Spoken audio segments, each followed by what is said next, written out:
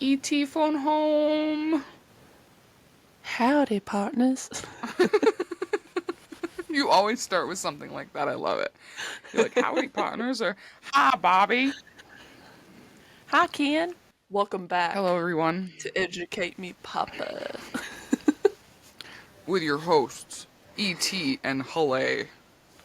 Hell yeah.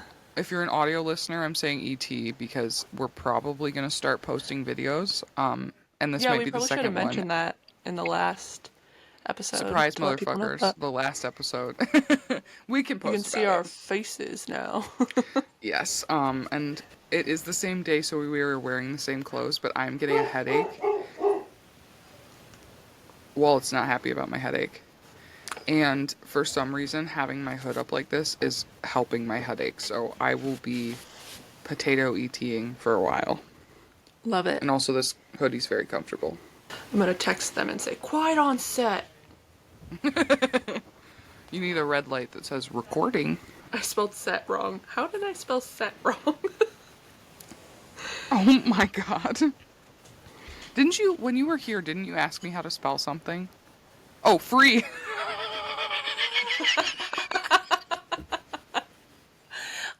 So, You guys. oh my god. Do you ever, look at a word for too long and convince yourself that it's not spelled correctly? Because I do that all the time.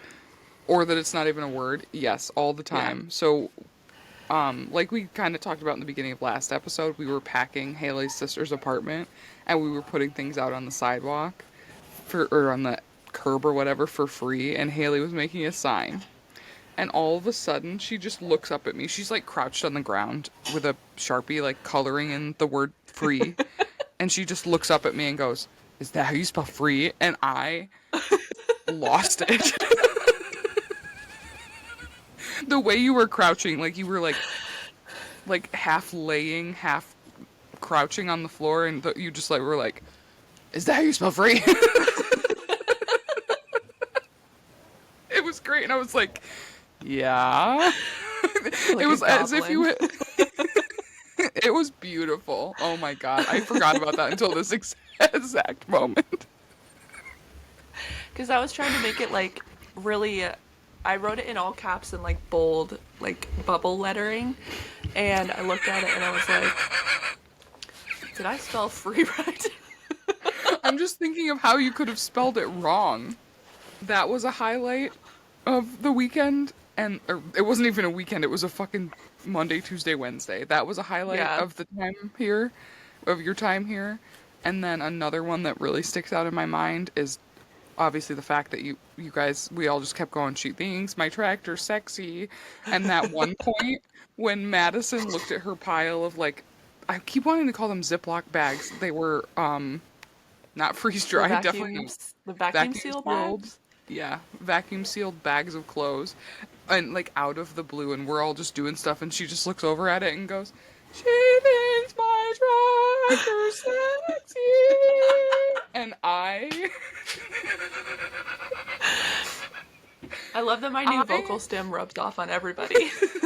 yes. Oh my god, and then the neighbors downstairs were playing music really loud, and we had been talking about that. Definitely not loud enough for them to hear I over the forgot about it. music. And then a song comes on, and Haley goes, "Is this what I think it is?" And we're like, "No, it can't be. No way." And it was "She Thinks My Tractor's Sexy." And it was just like, Jesus met us that Vibrating day. the whole house. It was. Kenny Chesney was watching over us. The spirit of Kenny May the spirit of Kenny Chesney be with you. And with you. It sounds like a threat. He's horrifying. No, he is. Can we make a shirt that says that, though, where he kind of looks like Jesus? Yes. Like, what is... It's may peace be with you in the Catholic Church, but we're going to say may Kenny Chesney be with you. The power of Kenny Chesney compels you. Oh my god. Also, friends, puppies. When Yes. Madison and I were driving back from Pennsylvania, we were singing "She Thinks My Tractor's Sexy" almost every single day, all day. And then Madison was like, we should make a screamo version of She Thinks My Tractor's Sexy. And I looked it up because I was like, Yes. somebody has to have done it. And it exists. Oh my god. So, I forgot you sent that to me. I was like intrigued but also extremely disturbed. it Oh was my god. gorgeous. It was. I liked the person that was singing it too. Yeah, they were non-binary. I didn't expect that I thought that with a made it Kenny extra Chesney song. hardcore. Hell yeah. But that's what I love. Yeah. I love, and I also really like the idea of like pop goes punk or hick goes hardcore or whatever they call it. Like just like changing the genre, and Yeah. especially if it's a song I know, so I know all the lyrics, and I'm like, what's that one pop goes? Oh, it's a pop goes punk version of Toxic by Britney Spears. Mm-hmm. It's so good, and I know all the words, and I'm like, I don't even know how to sing it. I'm not even gonna try. But anyways, pop goes punk That and hit reminds goes me of hardcore. what's the Kids Bop CDs. Oh my fucking god! Why don't they Shorty make got those low, anymore? low, low. I think they still do. They've got to be on like Kids Bop No, they 493. don't. You're lying. Are you sure? I'm not sure, but why would they still be I making them? Because why wouldn't you take everything and rebrand it for children to make more money? Is Kids Bop A first jam? searches, is Kids Bop getting sued by Nintendo? Oh, weird. It's just a bunch of kids singing the Wii song. Were there ever The music little videos? Mii's. I don't remember that. Oh yeah, there was music videos. They're still making music, by the way. One was the most recent album. 2023. I don't know how I knew that. It might have been because the Basement Yard was talking about Kids Bop recently, which is weird that it came up here too, but Did I tell you that I started listening to them? Basement Yard? I thought you meant Kids Yeah. Bop, and I was like, Oh what? no, not Kids When? Bop. Sam, I found this really cool band. Can I show it to you? They call themselves Kids Bop, and they all sound super young. But no, do you like them? Yeah, I do. I can't Aren't listen they to them so for like a funny? super long time because listening to men debate for too long makes me freak out a little bit, but they're really funny and I enjoy them. And yeah, and I think like them versus last podcast on the left is the fact that there's two of them instead of three, and the fact that they're not like talking about like super serious things, and when they do debate, Yeah. it's like really, really stupid things. And It's always over I food. love. Yes, food is a big one. When did you start all the way at the beginning? No. Okay, good. I think the Because first one I listened to was Who Has More Riz? Yes, yes. Listen, the ones that where it says Basement Yard and it looks like a set of stairs and it's all white and it's got Joe and Frank. Those are the really good ones. Before that, it was Joe's podcast and he brought different people on. But when Frank became a staple in it, it got really good because Joe and Frank have been best friends for years.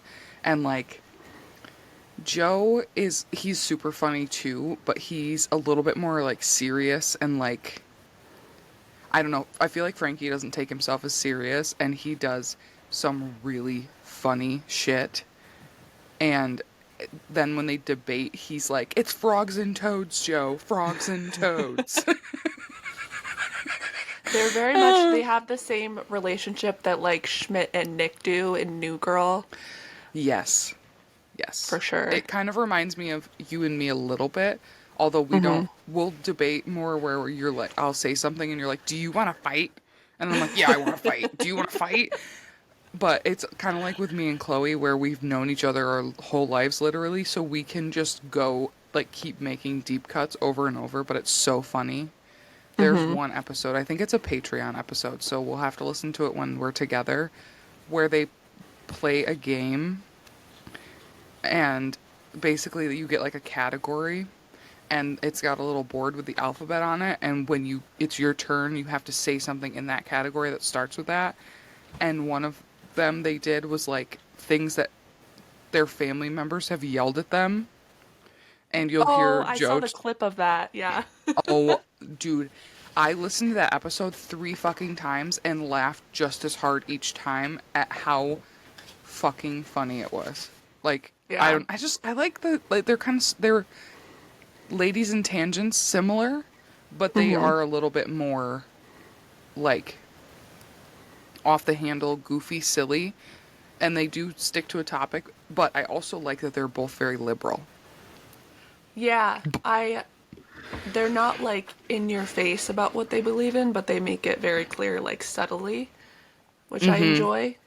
And sometimes Joe will say something and Frank will be like, "Are you hating on the gay community?" and like razzing the fuck out of him, and it's so funny cuz he doesn't think that way, but it's really like Yeah. Frankie's trying to be like, "Don't be a homophobe," which Joe is not. But anyways, I love those two. I wish I could be friends with them. Papa Pee Pee, Yes, Papa Poopoo. what are you educating us on today?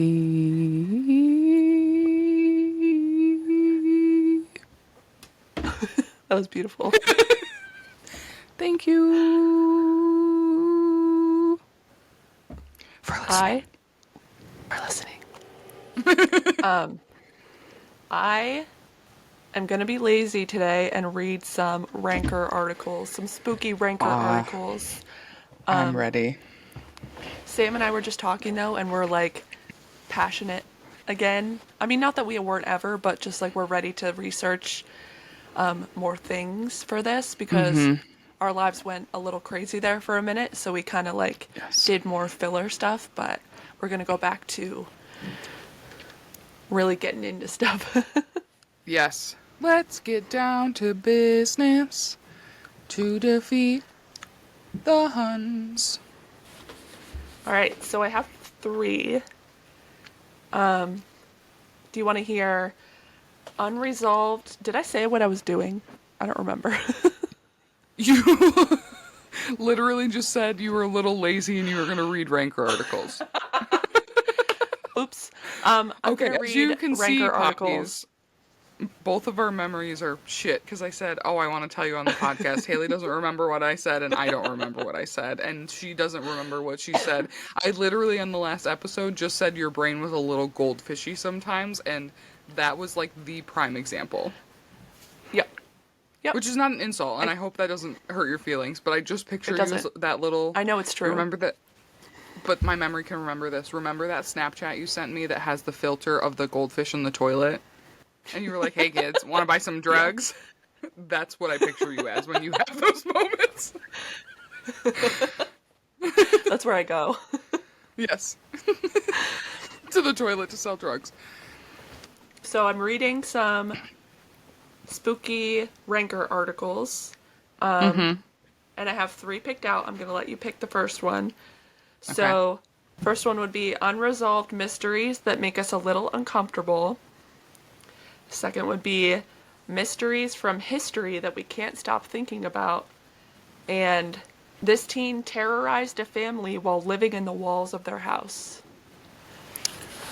Okay, so I want to do teens first, then unresolved mysteries, and then history mysteries. So we can go crazy one that sounds spooky, crazy, and then one that sounds more like funny, spooky. Does that make sense? Okay.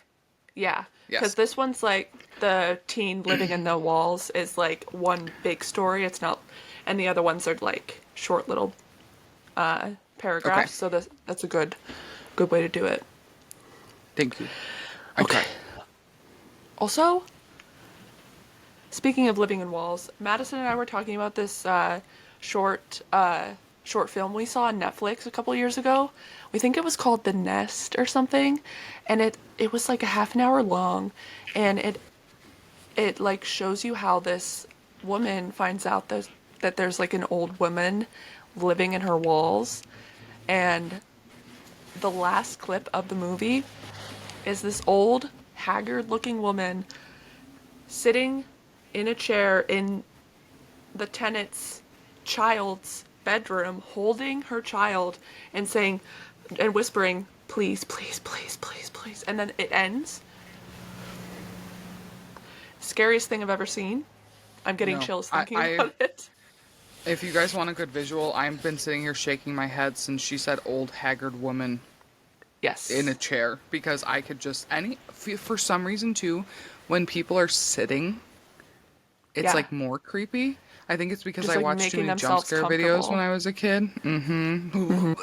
That reminds me Yep. of now. This is a story I've heard, and I don't know if it started with a creepy pasta, but it was about someone who was staying in a hotel for a while for business or something, and they kept smelling smoke. And Mm-hmm. someone snuck into the hotel or stayed in the hotel before that and didn't have anywhere else to go. And when they did construction on the hotel previously, they hung the mirror but left a hole behind it, and the person was living in the wall of, yeah. That's my I nightmare. don't think it I don't think it's a creepy pasta, but I don't remember where I heard it. That's so It might have scary. been like a Dateline or like a some sort of show with that. So I don't think that would be creepy pasta, but no. Anything and so that you just told me about the old woman in the chair. Remember that book I lent you, Home Before Dark? Yes, I need to actually. I started reading it. I still have it. You are going to love it, dude. I feel like you need to sit down and like really just try to read it because you'll hit a certain point where you're going to be absolutely hooked. It is one of my favorite books of all time. It's called Home Before Dark by Riley Sager. Riley Sager is an amazing author. I need to read more of their work. I don't remember if I think it's a pen name. I don't remember the pronouns. So I'm just going to say there, but that book is so fucking good. Like one of my favorite books I've ever read. The plot Hmm. twists, the detail. It was a movie in my head. They need to make it a real movie. Yeah, I want to start reading again. I remember when I used to read like a book a week, and now I just barely read because I don't have the attention span. But I want to like slow down and like actually just hang out and read a book. Yes. I think that would be good. See, But I have the attention span when the book pulls me in.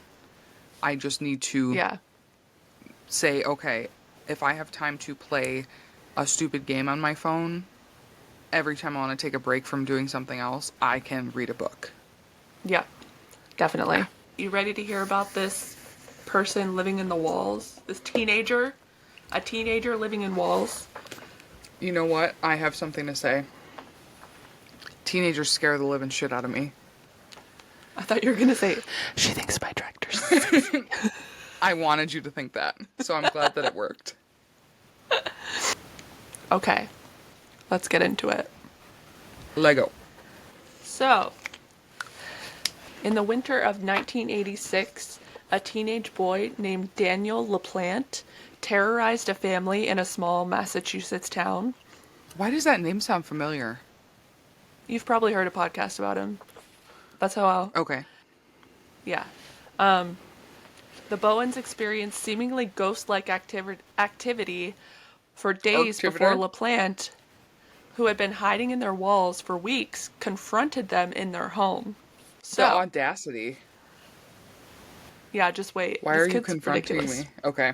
In December of 1986, Tina Bowen and her sister Karen began noticing strange occurrences in their Pepperell, Massachusetts home. They would often return home from school to find furniture moved, food missing, and the TV turned on.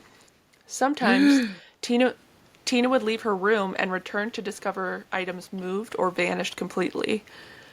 No, no. Tina and her No. sister began wondering if their house was haunted, and some sources claim they held a seance to contact their deceased mother, though this has not been confirmed. So, Tina and her sister expressed their concerns to their father, but he assumed his daughter's imaginations were running wild and they were making things up, as Of fathers course. As do. fathers Well, do as for parents teenage do. girls. Yes. Yeah. Parents for sure, not just fathers. Although the Bowen home wasn't haunted, it was occupied by an unwelcome guest.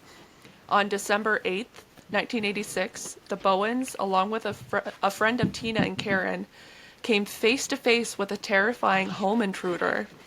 Daniel LaPlante had been hiding in the walls of the Bowens' large colonial-style home for days and was responsible for the moved and missing items. What the fuck?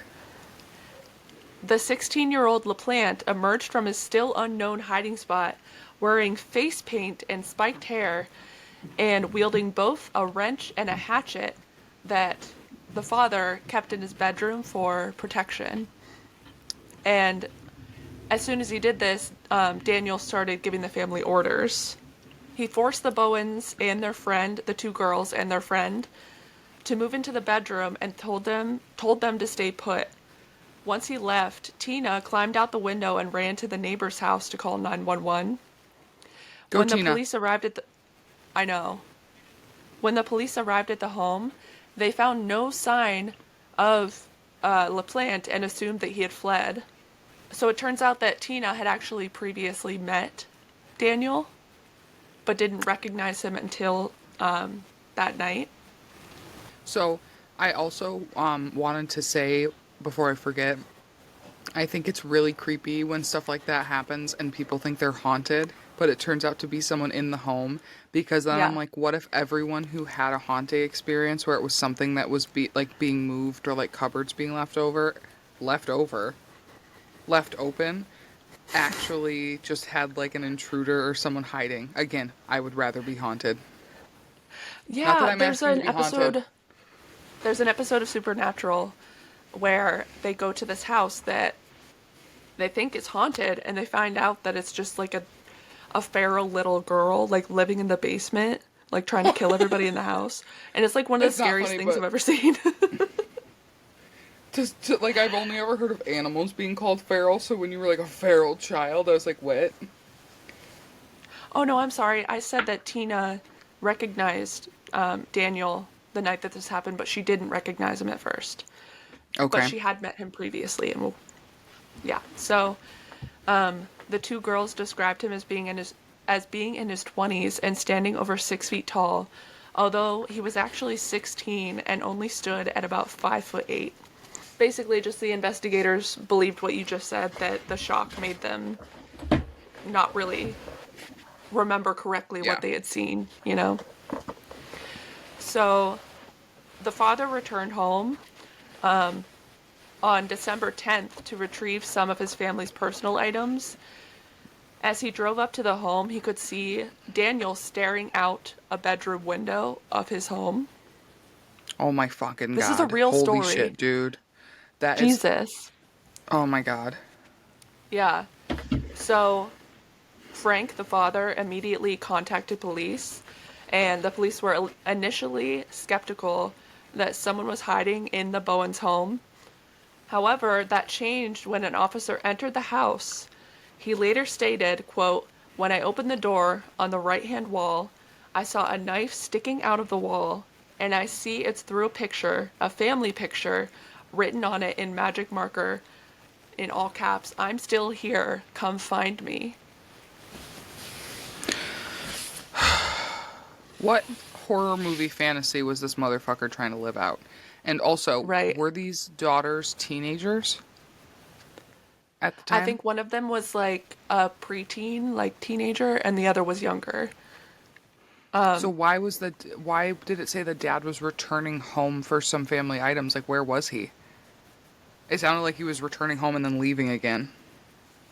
So I've heard this story before, and from what I remember, he was out at work, and remember it's 1989, I believe, so they were probably latchkey kids, so they were Right. home alone when this happened on the 8th, and then it just like flashes forward to the 10th. Okay, that You makes know more what I mean? sense. So I think he was probably Mm-hmm. at work, but along with that note, he left another one that said, "I'm going to kill you all." Police eventually found him hiding in a small triangular wall cavity in the bathroom containing plumbing. Officers noted that he didn't seem fearful of them, but they quickly took him into custody. Daniel LaPlante was born in 1970, and he grew up in a home at 22 Elm Street in Townsend, Massachusetts. He reported enduring multiple forms of abuse from his father and having difficulty making friends at school. When he was sent to a psychiatrist for treatment, the psychiatrist also reportedly abused the young boy. So he eventually turned to petty theft, but much of his juvenile criminal record remains unknown. He did apparently enjoy breaking into houses, which culminated in the events at the Bowens house. Okay. And apparently his peers referred to him as creepy and weird. I mean, it sucks that he endured that, but also, I don't know, it feels weird to me that, like, he went to counselors and they also abused him. Yeah, Like, I'm not I don't know. denying it or, like saying he's lying, but I can believe that the dad abused him and maybe one of the counselors, but if he saw multiple, all of them did, that's Yeah, just a little, yeah. some people like this like make up stuff, so Mm-hmm. who knows. Yeah. All right, I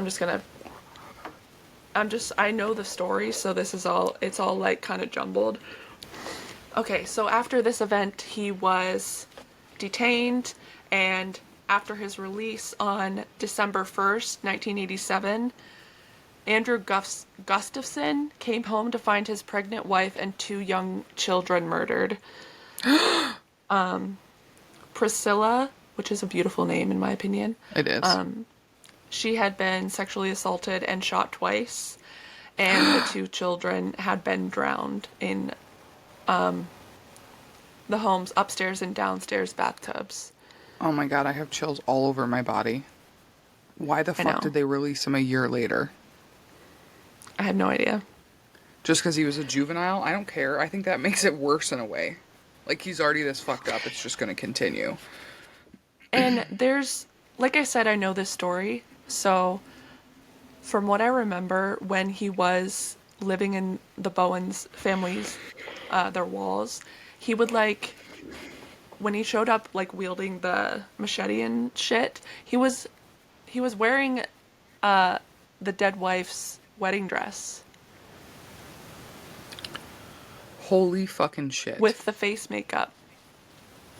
He needed to be institutionalized. Yes, most definitely. Not necessarily prison, because obviously he's got some mental health stuff, but he needed to not be Yeah. in the public. So, police quickly suspected Daniel, who was recently released from juvenile detention, because they found evidence of the crimes at Daniel's home.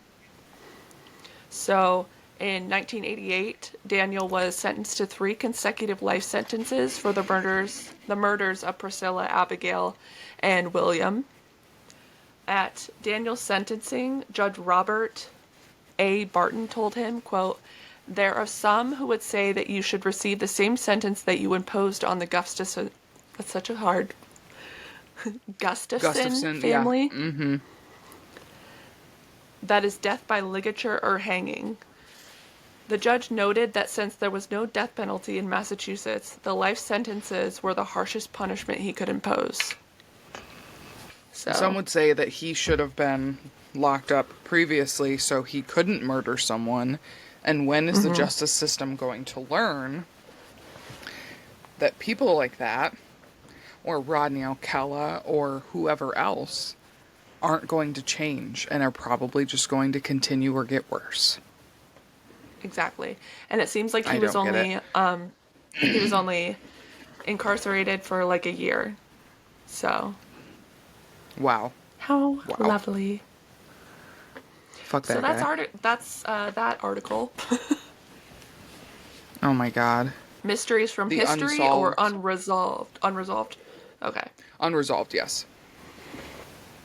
So, unsolved like disappearances are something that I love to like read into, and this is one that I've considered doing an episode on, but there's like not that much information on it, but so in 2006, Brian Schaefer was a 27-year-old medical student at Ohio State University. In the early morning hours of Saturday, April 1st, he walked into the Ugly Tuna Saloona with his roommate, Clint, to celebrate That's my therapist's name. Clint. Yes. That's a fun name. So, Brian and Clint were at the Ugly Tuna Saloona to celebrate the beginning of spring break. He was scheduled to take a trip to Miami with his girlfriend, Alexis, the following Monday. And around 2 a.m. on April 1st, CCTV footage showed Brian talking to two young women just outside the bar, then re entering the bar. When the establishment closed, Clint tried calling Brian, but with no luck, so he headed home without him. Brian wasn't seen or heard from all weekend. When he missed his flight to Miami, a missing persons report was filed. The investigation found that the cameras did not capture Brian leaving the the saloona, the tuna saloona. Clint refused to take a lie detector test, and the two women Brian had been seen talking to were never asked to take one. Brian's girlfriend tried calling his phone every day, but it went straight to voicemail. One day it rang 3 times and then hung up, which could have been a glitch, according to the phone company, or possibly a clue. The phone pinged at a location 14 miles outside of Columbus, but the exact location could not be tracked. Authorities, friends, and family are stumped by the disappearance. No foul play was indicated, and Schaefer didn't seem to be running away from anything. And neither his phone or credit cards were ever used. And I guess in 2020 there was false hope that a homeless American living in Mexico might be him, but it was ruled out. Brian's younger brother, his only surviving family, still hopes for a break in the case, but he's never been found. When was And that? that was the only entrance and exit to the place. Okay. And this was in 2006. How old was he? 27. And his parents are already deceased? I'm sorry. That I know that's a weird point to think of, but like if his brother's the only living family That member was a quote left. from that was from 2020. Like, he disappeared in Right. So 2006, and then his brother said in 2020, after the false hope about the American living in Mexico, that he hoped there'd that's be a only break in the case. 14 years. So he'd only be 42. I mean, I guess I don't know. I don't know why I clung to that for some reason. It doesn't matter, but like anyways, if his friend refused to take a lie detector test, that's fucking sketchy, especially because in a lot of states they're not admissible in court. Police Yeah. just use it as a tactic to try to find more leads and such. So that's really fucking sketchy. And the fact that he just disappeared out of nowhere. My two thoughts would Yeah. be, of course, and how do you not suspect foul play? That doesn't make you like if he was running away from something, maybe he had cash on hand. So that's possible, but I would suspect foul play or like a mental health episode. Yeah, but how would he have left the bar, you know? I don't know. I don't, that's weird. There was only one entrance and exit. I don't think that's like, it was 2006, so who knows? But like, I don't think fire codes allow that. I think there has to be at least two. Yeah. So maybe a window or something. Maybe I'll look Or more into he, it. or he did leave and the camera just didn't catch him. Maybe. That's weird. I think I've heard that name before too. Yeah. Excuse me, but that's weird. So, let's go on to the next one. History, mystery. So, Wait for me. You and your fucking feet. Are you ready? Yes. So the title of this one is 5 Men Went Fishing and Disappeared. Then 10 years and 2,000 miles later, their boat was found. On February 11th, 1979, 5 young men planned a day-long fishing trip on the Sahara Joe, a 17-foot motorboat, out of Hannah Bay in Maui. I'm not going to try to pronounce this guy's last name, but his first name's Ralph. borrowed the boat from his twin brother Robert and took off with 4 co-workers, Scott, Benjamin, Patrick, and Peter. The boat, only a few years old, was named after the brothers' parents. By afternoon, a storm rolled in, and the Coast Guard was notified of a small boat with 5 men that had yet to return. Locals went searching for the men later that night, some getting caught in 40-foot waves. The Coast Guard ended the search after 5 days of no results, but locals continued their efforts for weeks. After, or almost a decade later, the boat was discovered about 2,200 miles away from Hawaii. John Naughton, a National Marine Fisheries Service researcher who had been working near Maui at the time of the initial search, was conducting research on the Marshall Islands when he came across an abandoned boat with Hawaii registration. It turned out to be the missing vessel. Scott's body was found in a shallow grave with a makeshift cross marking the spot. On top of his body were loose pieces of paper and aluminum foil. No clues or hints as to the whereabouts of the remaining men were ever found. And Scott was just one of the friends, right? Yes. It was definitely They a only ever found lost one. type of thing. Yeah. Where But where are they? I guessed that they probably, like, because of the storm, something happened to the boat. Maybe some of them fell off and there was only a couple left. Scott died. His friend made him a nice grave, then wandered off and probably, I would assume, died, got eaten, assimilated into Yeah. some sort of family of wolves. My first thought was Robert did it because it's the twin brother and he didn't get invited on the trip.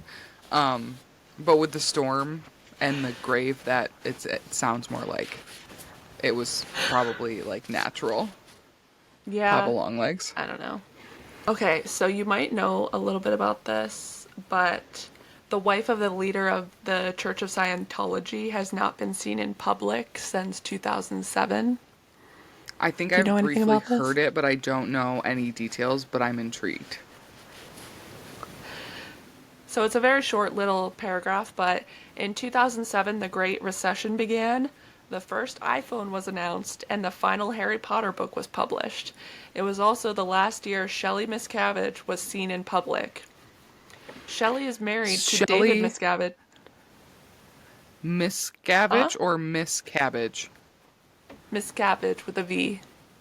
Miscavige. Okay, I heard the first Yeah. time you said it, I heard Miss Cabbage, and I was like, they have a pageant for like called the Miss Cabbage pageant. I was like, Yeah. Scientology's weird, my dude. So Shelley is married to David Miscavige, the leader of the Church of Scientology. The last time she was seen in public was August 2007 at her father's funeral. And according to former Scientology members, such as the actress is it Remini or Remini? Do you Reminini know or her? something like that. Remini. Yes, I have. I've watched a little bit of her, like leaving Scientology show. Yeah. But according to her, David is purposefully keeping his wife out of the public eye. According to one former church official, Shelley said David was losing it shortly before she disappeared from public view.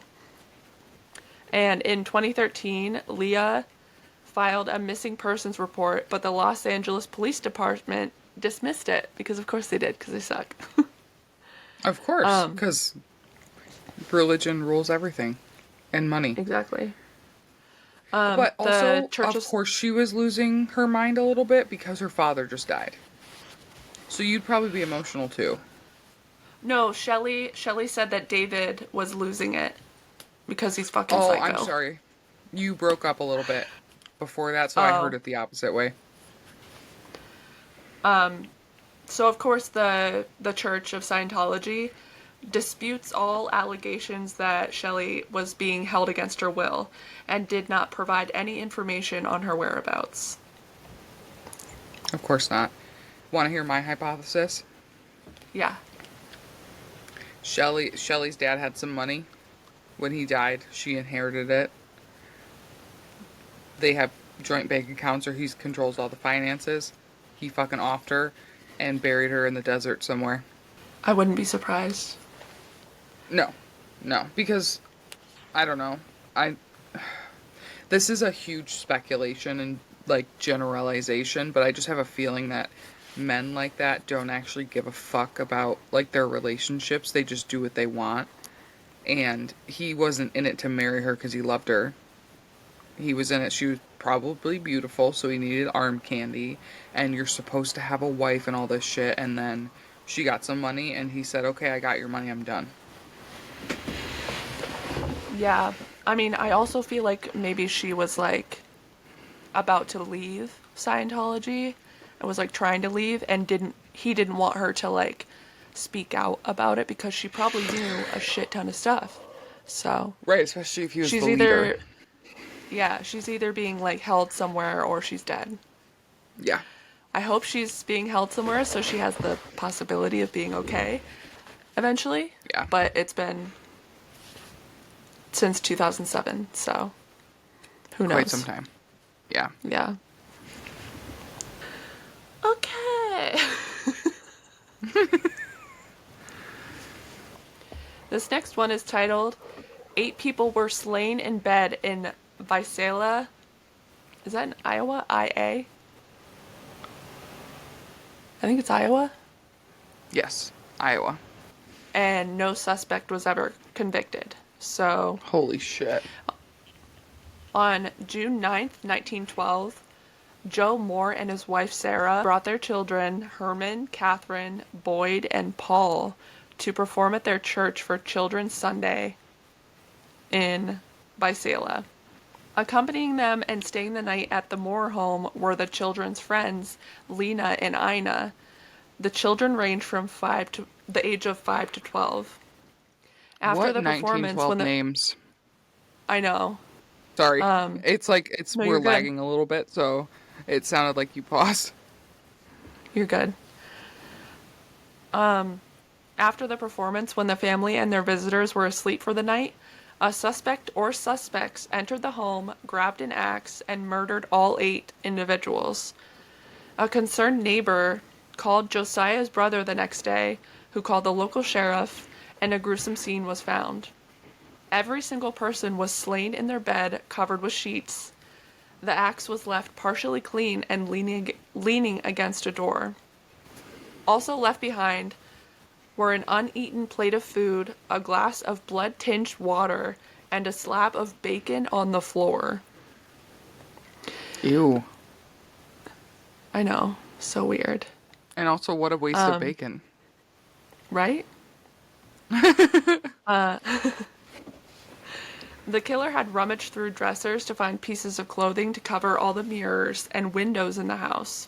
The Reverend Lynn George Jacqueline Kelly soon caught the eye of the authorities. He had been visiting What the church kind in of name is that? It's a 1912 kind of name. Lynn, Jordan, Jacqueline, Kelly, John, Jacob, Paul. Jingle Hammerschmidt. Yes. I was trying to think of all the Duggars names, but I couldn't do it. I have no idea. Jana, Jodana. Jodana? Is that a real name? I'm pretty sure one of them is Jodana. Oh boy. While you continue to read, I'm going to look up all of the Duggars names so I can read them to you when you're done. Okay. So, this reverend soon caught the eye of the authorities. He had been visiting the church in Visalia and caught a train out of town at dawn just before the bodies were discovered. He reportedly told passengers on that train that people had been butchered back in Visalia. But this was hours before the scene had been discovered. George returned to town a week later, posing as a Scotland Yard detective and, quote, touring the Moore home. He confessed to the slayings, but later recanted during a trial. And the trial resulted in a hung jury, and a second jury acquitted him. And no other suspect was ever identified or apprehended. So. Because he was the fucking killer. Yep. Oh my god. Fucking 1912. I would have not wanted to be alive back then. There was a Me war. neither, man. There was a slaying in Iowa. That's insane. That's It stupid. is. Did you find their names? I did. Are you ready for this? I don't think you are. I'm ready. I'm so ready. Jill. Oh, okay. Here we go. So the parents' names are Michelle and Jim Bob, which Jim Bob is just no. I can't. It's precious. So, Jill, Joanna, Jessa, Ginger with a J, Josh, Jana, Joseph, Josiah, John David, Justin, Jeremiah, Jason, James, Jackson, Jennifer, Johanna, and Jedediah. Oh, yeah, Jedediah. And there's kids of the kids, and they kept on with the J's, and the little ones' names are Josie and Jordan Grace. Oh, yeah, that's right. The first one that had kids was Josh, and he did Mackenzie, Michael Marcus, and Meredith. Jessa and Ben did Spurgeon Elliott and Henry Wilberforce. Spurgeon? Yes. As a first name? Yes, and then That's Henry's horrible. middle name is Wilberforce. I might do an episode on the Duggars at some point because it's insane. Do you know any of the stuff that happened? I don't know anything about it. The oldest brother's not a good guy. We'll just put it that way. But thank you for letting me interject that Duggar information, because I used to watch that show because it was interesting, but... I'm gonna find a different Are you still article doing... to end on. Okay. I was gonna say, are you still doing history, mystery? History mystery. Her study, mer study, which is from Ladies and Tangents, so credit to them. So the title of this article is 15 Funny Obituaries That Prove You Can Still Be Funny After Death. Oh god, I'm gonna love this so much, because I feel like how else are you supposed to process it, you know? Alright, so the first one is Scott E. Ensminger, who loved the Cleveland Browns. And his just says, he respectfully requests 6 Cleveland Browns pallbearers so the Browns can let him down one last time. Can you send me this article, because I want to read that to my Yeah. dad. My dad would Yep. fucking love that. And my uncle's a Browns fan, so I might read it to him too. Yeah, remind me, I'll send it to you. Okay. We're not gonna remember any of this. We're not. No. Alright, so this next obituary is for Raymond Allen, quote, Big Al Brownlee, who hated reality TV. And it says, he despised canned cranberry sauce, wearing shorts, cigarette butts in his driveway, oatmeal, loudmouth know-it-alls, Tabasco sauce, reality TV shows, and anything to do with the Kardashians. I also don't like the cranberry sauce. I don't want cigarette butts in my driveway. I am not a fan of oatmeal. And I can pass on the Kardashians, so I enjoy shorts. I don't like a loudmouth know-it-all either. Unless, do you think I'm a loudmouth know-it-all? No, Are you sure? I don't. Would you tell me if you thought I was? If I thought you were a loudmouth know-it-all, I would not speak to you every day. So. Okay, that's good. Okay, so the next one's for Val Patterson, who had a lot to confess. And he said, now that I have gone to my reward, I have confessions and things I should now say. As it turns out, I am the guy who took the safe from the Motor View Drive-In back in June 1971. I could have left that unsaid, but I wanted to get it off my chest. Also, I really am not a PhD.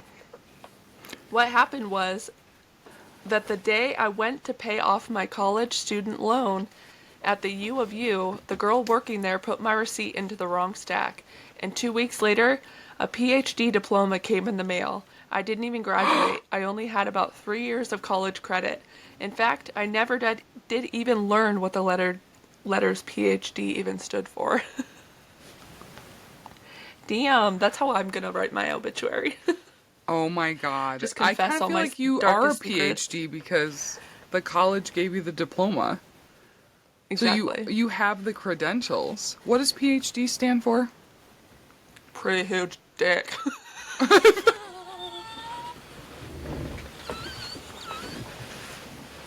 Sorry.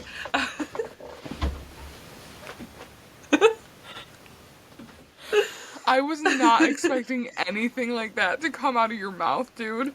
Oh my god. I know what it stands for, but my brain isn't working. That doesn't make sense. PhD stands for Doctor of Philosophy. I like Pretty Huge Dick better. I don't. I mean, I guess it makes sense because PH is what philosophy starts with, so it's like philosophy doctorate. I hate that it's PhD and it's Doctor of Philosophy. Like, what? Yeah, it doesn't make sense. I remembered what I was going to tell you. Okay. So, Chloe had a Nintendo Switch Lite, and then last year for Christmas, their ex and I went together and bought them like a regular Nintendo Switch, like a full-size one. So we decided to sell the Switch Lite on Facebook Marketplace, and I finally did. And basically the conversation was a little weird with the guy, but he seemed real.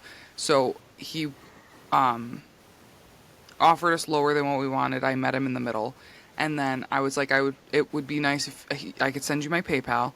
We can do a refundable transaction, and then that way it's like a deposit and you get the money back if anything happens, just to make sure you show up. And he basically was like, sorry, I don't send money to people I don't know. You'll just have to trust that I'll meet you there, or I can like go buy it from somewhere else. And I don't think he meant it rudely. He was just like, I'm not going to send you money. I said, totally understandable. Meet us at this gas station tomorrow at 6:30. So I was already worried because it was a man, and also because of how he kind of came off a little rude. And then I asked him what kind of car he would be driving, and he told me, and it was like a big GMC truck, and I was like, oh my god. Of course. So I'm expecting like an older guy to step out and like be all grizzlied, but he steps out of the car, and when I see him open his door, I step out, so I didn't actually see him walk around the truck, but he comes walking around the truck. Probably mid-30s, a solid 5'6". And my brain just kept going, short king.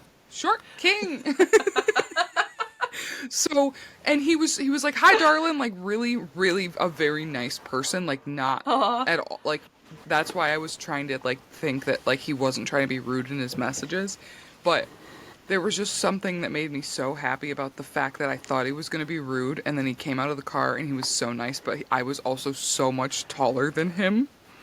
And it went so well. He was very excited. He was buying it for his daughter's 10th birthday. Like, it went really well. And whatever, but I just got in the car and said, Chloe, it was a short king. And it just really, I don't know, I didn't feel as, like, nervous about it when I realized how tall he was. But honestly, he was very, very nice. And so he truly was a short king. Yes. Sorry about my Yes, feet. he was. We've seen him so many times at this point. So, but yes, short king. Oh my god. I kind of gave up on those obituaries that weren't giving what I That's okay. Are you looking for more, or are you ready to begin? I was looking for like a good one to close out on. Celebrities. Hold on. That Cleveland Browns one was gold. This is why we research. I wish I had more prepared. I also feel drained from that last episode because I ended it by crying. I completely understand. I don't know. It's okay. You can end it on that obituary one. I thought that was a good one. Yeah. The Cleveland Browns one was funny, and then that last one, about the guy who didn't like wearing shorts and loudmouth Yes. know-it-alls. Yes, and the Kardashians. All right. Well, This was a very chill episode, I feel. Yes, I liked it a lot. I feel like it was a good way to ease back into things. Yeah. And like Yeah, I said, so I'm gonna start research. I have a bunch of stuff like half researched, like I was telling Sam yeah. earlier, that it's gonna And be very interesting. I don't think there's anything wrong with doing some chill episodes though, because sometimes it does get heavy for both us and the listeners. And Yeah. if they're looking for something heavier, there's plenty of other podcasts that we totally like are like, hey, go listen to like Morbid or And That's Why We Drink or Last Podcast on the Left where they like deep dive on these Yeah, topics totally. or Ladies and I just Tangents overthink. or whatever. Yeah, no, I totally get it because that's how I felt since basically the beginning because you're such a good deep diver. It's like you can hold your breath for a really long time and I'm just over here going so I totally understand, but I thought this was really fun. I enjoy these and they were still like creepy mystery but a little bit more like lighthearted in a way. So other than like Yeah. the murder. The mirror deer. You're welcome. But again, we haven't said this, but as always, we're always open for topic ideas. We'd love to do like listener stories and things, literally anything. Funny stuff, scary stuff, scandalous stuff. Honestly, almost anything. So send us some things. We'd love to talk to you guys.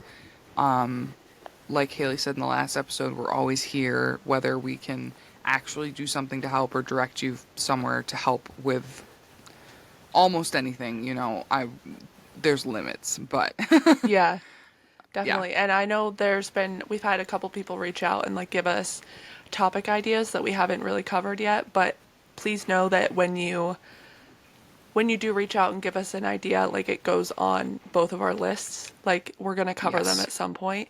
It's just a matter of like, what do we latch onto when we go into research something? Like we have to be like hooked into it. exactly. And it just depends on the time. So it'll get there Yes. eventually. So Yes. stick with and I us. do believe I got a message and then my friend Tori, I shouted her out one time on your nostalgia episode. No. I don't remember which one I shouted her out on, but she messaged me about nostalgia and then also messaged the podcast. We'd love to hear more about your nostalgic things so we can do some more about that because I feel like nostalgia is such a wide topic. There's no reason why we can't touch on it more than once. So Definitely. just talk to us, guys. We like you a lot. And we hope that you like us nice. too. Where You're can alright, they I reach guess. out to us, Whatever. Haley? You can find us on Instagram at Educate Me Papa. You can find us on Facebook at Educate Me Papa the podcast. You can email us at educatemepapa@gmail.com. And you can text Samantha Wassman at Don't you give out my fucking phone number, you hoe. At 867-5309. yes, exactly. Yes. And with that, and make sure to call me Jenny or I won't respond. yes, preferably. Yes. Yeah, as we do every week, we want to thank you for listening. Thank you for listening. Thank you for listening. Thank you for listening. Thank you for listening. Thank you for listening. You're a listener. You got ears. I like those ears when they listen to me. Listen. Thanks. Okay, friends. See you next time. See you next week. We love you so Bye. much. Toodaloo. We do love you so Bye. much. Bye.